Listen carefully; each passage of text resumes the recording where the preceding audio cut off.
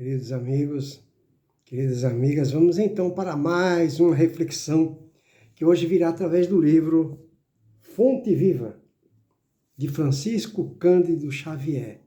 Vamos fazer muita reflexão no ensinamento desta tarde de domingo, ou melhor, queiram me perdoar, de sábado, primeira semana de fevereiro. E o ensinamento é muito oportuno, muito importante, porque nós estamos passando por um momento muito importante na vida da Terra. A Terra está mudando de ciclo, estamos saindo espiritualmente falando, de provas e expiações para a regeneração. Então agora é o momento da separação do joio do trigo. Aquele que perseverar até o fim, Jesus falou, será salvo. Então aquele que insistir, permanecer no firme propósito de se esforçar para se libertar de suas más inclinações, de suas más tendências, se tornar melhor, este terá chance de permanecer na Terra, né? No novo ciclo que se inicia, né? De regeneração. Para que seja levado a efeito, além do esforço, é manter o foco, né? Na evangelização, cristianização, educação, civilização de nossa personalidade. Todos nós estamos na Terra, especificamente, então, somente para realizar o trabalho do meu eu, para a transformação da minha personalidade. Essa é a finalidade da nossa existência na Terra. Então, o livro aqui, caiu aqui, vigiemos e oremos. Jesus, naquela época, já sabendo, não é, qual seria a nossa meta aqui na Terra, qual o nosso objetivo, que é o trabalho de nossa sublimação de sentimentos, ele sabia que nós iríamos nos deparar com um inimigo em potencial. Esse inimigo está dentro de nós, nos arquivos de nossa memória, querendo ganhar força do presente. Então, o maior inimigo que nós temos na Terra somos nós mesmos. Nossas atitudes, ação e pensamento. Quando Jesus falou vigiar e orar, é vigiar os pensamentos. Aqueles pensamentos que Jesus não os teria. Como, por exemplo, o pessimismo. Jesus teria? Não. Porque Jesus sabe que não é de Deus. Uma desesperança, uma melancolia, uma depressão, são pensamentos que nós temos que aprender a educar. E a nos amar, se nós nos amamos, nós não devemos nos permitir que um pensamento que não é de Deus permaneça dentro do nosso corpo. Porque é um corpo estranho. É uma patologia. E isso no futuro, se permanecer através de uma ideia fixa, vai se transformar em doenças. Então, por isso que ele falou, vigiemos e oremos. Vigiar nós. E orar, porque o meio mais rápido de chegar até Deus é através da oração. De forma contínua e persistente na oração. Ou seja, o otimismo é uma oração. Um bom pensamento é uma oração. Então, aqui ele começa falando palavras de Mateus. Mateus nos falou, vigiai e orai para não cair em tentação. Palavra de Jesus, mas foi falada por Mateus, que lá na Bíblia, se você que tem a Bíblia, que gosta da Bíblia, consulte lá, capítulo 26, 41, Mateus 26, 41. Então, Emmanuel, através do Chiquinho de Jesus, vai nos dar a seguinte explanação. Vamos todos nós agora, pessoal, por favor, fazer profundas reflexões sobre esse ensinamento, porque é a nossa felicidade que está em jogo. E não existe coisa mais importante em nossas vidas do que a nossa felicidade. Então vamos prestar muita atenção no ensinamento desta tarde maravilhosa, fantástica, que Emmanuel começa nos dizendo. As mais terríveis tentações decorrem do fundo sombrio de nossa individualidade. Assim, e ele dá um exemplo, assim, como o lodo mais intenso, capaz de tisnar, ou seja, enodoar, manchar o lago, procede do seu próprio seio. Então o lago está puro, mas existe o lodo que pode contaminar a água, mas ele nasce da própria água. A mesma coisa somos nós somos joias que estamos aqui na Terra para ser lapidados. Mas se existe algo que pode manchar, enodoar nossa alma, nosso espírito, somos nós mesmos. Através de nossas atitudes, ação e pensamento. Por isso que ele falou, orai e vigiai.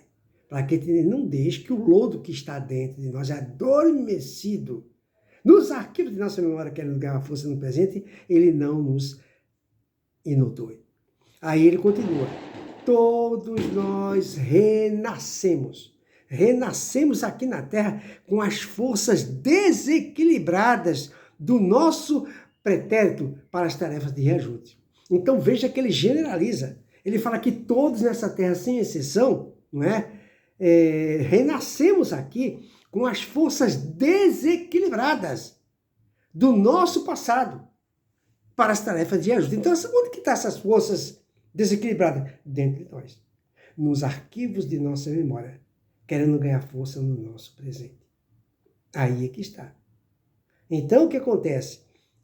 Então, essas predisposições que a pessoa tem para fazer coisa errada, as inclinações e as tendências que a gente tem para fazer coisa errada, isso aí são hábitos do passado que estão nos arquivos da memória.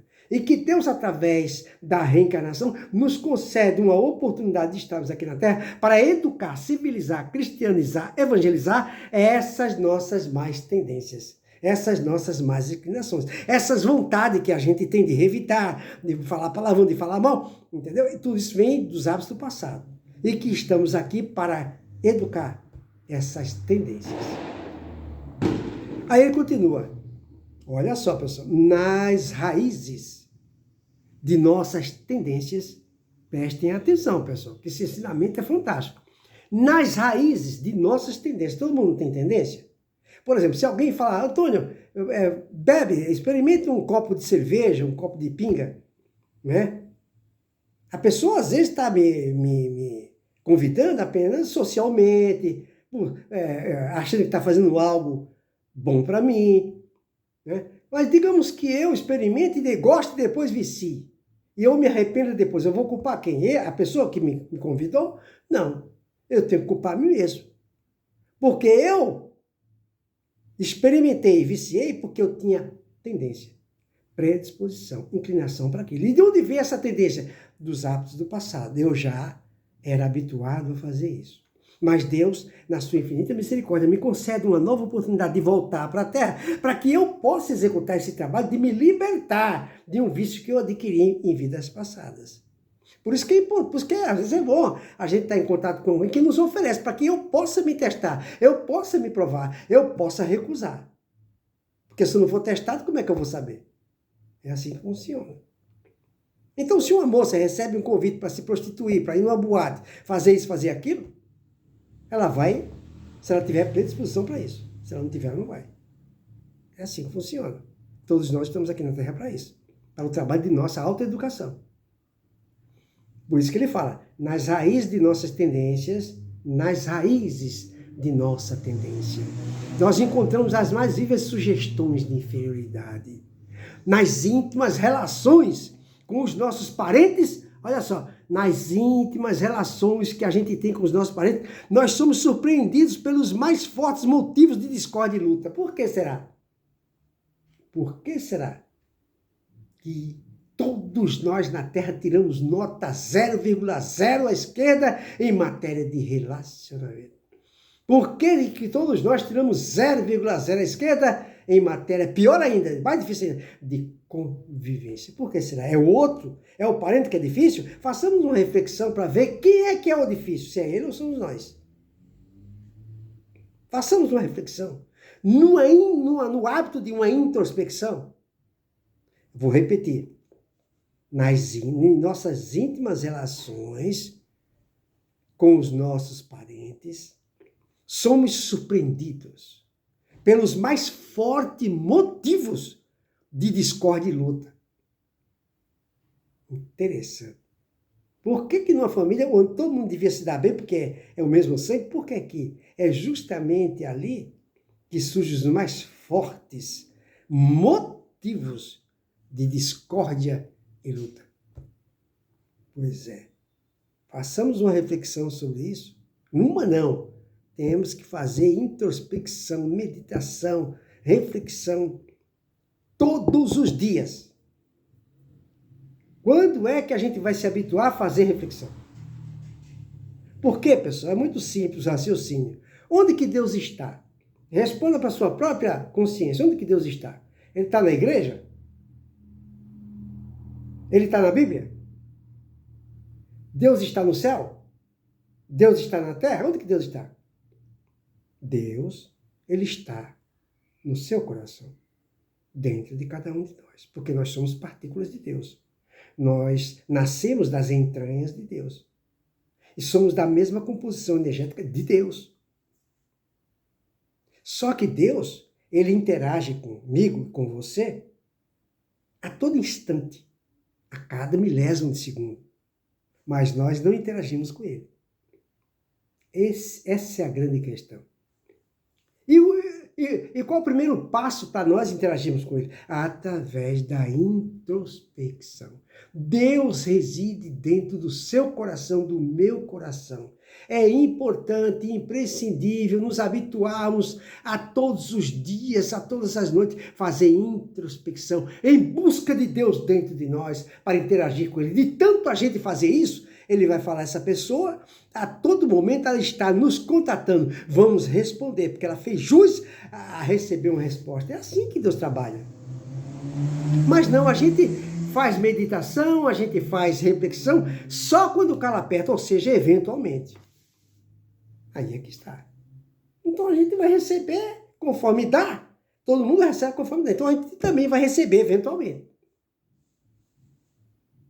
Eu não consigo entender por que nós somos assim. Por que estamos assim? Por que a gente não leva a sério a introspecção com Deus? Por que a gente não leva a sério interagir com Deus dentro? Por que isso é difícil? Sendo que é tão fácil de fazer. É só olhar para dentro de si e conversar com Ele. E tem mais uma pergunta. Eu falei onde que Deus está. A resposta já veio dentro de você, dentro de mim. Mas e onde que está escrita a lei dele? Onde que está escrito a lei de Deus? Aí você pode falar assim, está nas informações da imprensa, sei lá. Ah, não, tá na Bíblia. Tem pessoas que falaram para mim, Antônio, está na Bíblia. Está na Bíblia? Não. A lei de Deus está inserida na nossa consciência. Todo mundo sabe o que é certo e o que é errado. Até o índio, que não tem cultura nenhuma, dentro da sua razão. Ele sabe que não pode tirar a vida, né, do seu pai, de sua mãe, nem dos seus filhos. Por quê? Ele não sabe por quê. Ele estudou? Não. Porque está inserido no seu cérebro. No cérebro do seu perispírito. Aí ele continua. Em nós mesmos, podemos exercitar o bom ânimo e a paciência, a fé e a humildade. Então ele quer dizer o que aqui? Se nós temos problemas de relacionamento, mesmo que a gente não faça mal, mesmo que a gente só faça o bem, mesmo que sejamos correspondidos com ingratidão, com decepção, com traição, nesses relacionamentos difíceis, mesmo que isso aconteça com o vizinho, no trânsito, no ambiente de trabalho onde só tem inveja, ou com algum parente difícil que a gente só faz o bem e só recebe gratidão, mesmo que isso acontece realmente, como ele falou aqui, mas tem receita para isso. Ele passou a receita aqui agora. Acabou de passar. Ele fala aqui, em nós mesmos podemos exercitar o bom ânimo. Então eu posso adquirir o bom ânimo diante dessas adversidades, não é? Eu posso adquirir o bom ânimo. E também a paciência. Eu também posso adquirir a paciência, lidando com essas adversidades. Ou então a fé. Ou então a humildade. Olha quanta coisa boa que a gente exercita. Olha quanta coisa boa que a gente aprende, que a gente evolui. A nossa ascensão, então é importante concluir que a nossa ascensão espiritual vai depender da minha performance com aquele parente difícil que me distrata, que me maltrata. Olha quanta coisa que eu vou aprender convivendo com ele. Então, na realidade, ele é um mal necessário na minha vida. Ele não está me prejudicando, ele está me ajudando. Porque é através desse contato difícil, como ele falou aqui, que eu vou adquirir bom ânimo. É através desse contato difícil que eu vou adquirir paciência. É através desse contato difícil que eu vou adquirir fé, para manter firme ali E também a humildade, não querer ser melhor que ele. Nem julgá-lo. Olha quanta coisa que eu vou aprender. Porque senão, vejamos, vamos raciocinar melhor. Digamos que Deus tenha tirado todos os parentes difíceis de nossa vida e colocado só aquelas pessoas que faz tudo o que a gente quer, obedece, não dá trabalho, nos ama, nos abraça, nos beija, faz tudo o que a gente quer. Como é que eu e você vai progredir se a gente não está sendo testado na paciência, no perdão, na fé, na complacência, na transigência? A gente não vai aprender. A gente só vai aprender depois. O aluno só aprende quando a professora passa problema para ele resolver. Ele vai ter que esquentar a cabeça para resolver. E o progresso dele depende disso. Nós também, todos nós somos alunos repetentes, que fomos reprovados em vidas pretéritas numa infinidade de matérias, dentre as quais tirar nota 0 em relacionamento. Nota 0,0 à esquerda em convivência. Em falta de paciência, falta de humildade, preconceito. Se eu for ficar falando aqui, dá para encher um caderno de tantas matérias que todos nós fomos reprovados. E quando chegamos no nosso verdadeiro local de origem, com a mão atrás, outra na frente, pedimos perdão para Deus e pedimos uma nova oportunidade. E Ele dá. Agora você é um aluno repetente.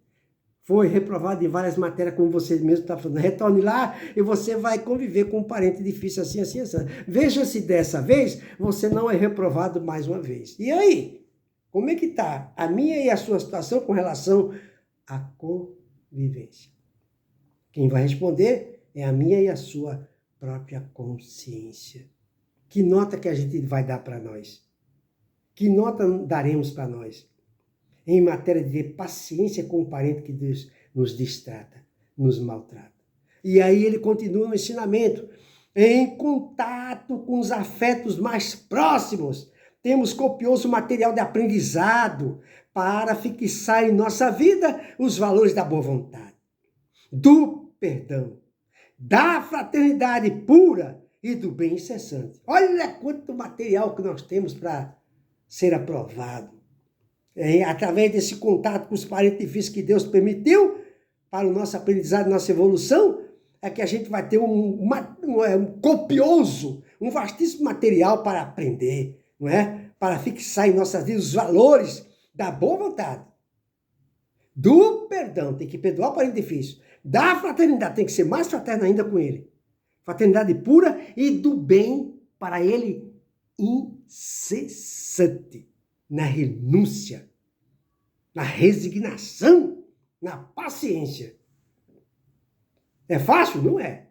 Não é fácil, eu sei disso. Por que não é fácil? Porque a gente vai ter que superar o inimigo, né? A gente vai ter que superar o inimigo. Aí a gente fala, mas o inimigo é duro, hein? O inimigo duro, o parente é difícil. Não, o inimigo não é ele. O inimigo somos nós. O nosso adversário somos nós. O parente não é difícil, não. O difícil somos nós. Em não saber lidar com ele. Em não exercitar a alteridade, a empatia, a entender que se ele está fazendo aquilo, só por esse fato já ficou evidenciado o quanto ele está enfermo, doente, necessitado da minha piedade, da minha ajuda, da minha paciência, da minha complacência, transigência, até chegar ao ponto de eu perdoá-lo, não sentir o que ele faz e depois chegar na conquista final, que é do amor.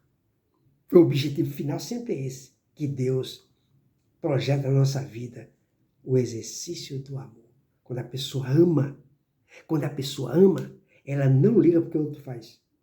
Ela deixa para lá o que o outro faz. Ela não se aborrece com o que o outro faz. Ela entende que o sofrimento é opcional. Ela deixa para lá. Ela se apieda. Ela perdoa e depois ela ama. Esse é o trabalho que eu e você tem que fazer na Terra. Esse é o trabalho que a gente veio fazer na Terra. Este é o trabalho que a gente prometeu a Deus e a nossa própria consciência, que quando chegássemos aqui, a gente ia se esforçar com todas as forças da nossa vida para realizar esse trabalho e passarmos nessas provas em que fomos reprovados. É isso aí. Aí ele continua. Não Olha, ele continua. Não te proponhas, desse modo, a atravessar o mundo sem tentação. Presta atenção nisso, pessoal. Está falando aqui que a gente não deve, nem eu nem você, né? A gente não pode viver nesse mundo, atravessar o mundo sem tentação. A tentação é um mal necessário. A gente vai ser tentado de todas as formas, porque é a única forma de eu provar a mim mesmo que eu estou progredindo. Por quê? Ó, vou repetir. Não te proponha desse modo atravessar o mundo sem tentação. Por quê? Porque elas nascem contigo. Então a tentação não é o outro, não, ela nasce comigo. Assomam de ti, ou seja, surgem de ti mesmo. E alimentam-se de ti. Quando não as combatem dedicadamente. E exatamente igual o lavrador, sempre disposto a cooperar com a terra, da qual precisa extrair as boas sementes. Olha, o trabalhador não tem, a tentação do trabalhador não vai ser arar a terra? Não vai ter que tirar todas as impurezas da terra? Essa é a tentação dele. E o que o agricultor tem que fazer para poder purificar a terra? O trabalho dele é separar o joio do trigo. É o que a gente tem que fazer conosco mesmo. Separar em nós, no íntimo do nosso íntimo, o joio do trigo. E aí ele continua. Porque, pessoal, nós caminharmos, preste atenção nisso, nós caminharmos, eu e você, do berço, ou seja, de onde a gente nasceu, até o túmulo, até o cemitério, sob as marteladas das tentações. Emmanuel fala que isso é natural.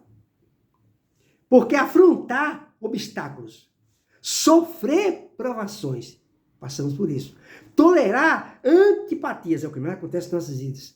Gratuitas, a gente tolera antipatias gratuitas. Isso que é duro. Atravessar tormentas de lágrimas são sofrimentos lógicos da experiência humana. Faz parte de nossa vida. Mesmo porque não foi Deus que passou isso para mim. Nós é que imploramos para Ele para passar por essas provas. Entretanto, ele continua. Lembremos-nos do ensinamento do Mestre, vigiando e orando, para não sucumbirmos às tentações, uma vez que vale mais chorar sob os espinhos da resistência que sorrir sob os narcóticos da queda. Fica aí esse ensinamento extraordinário desse sábado para toda semana, que nós possamos fazer uma reflexão sobre a verdadeira finalidade de nossa existência aqui na Terra, que é a educação, civilização do meu eu. Ter paciência com o parente difícil, com as adversidades da vida. Que Jesus nos abençoe a todos.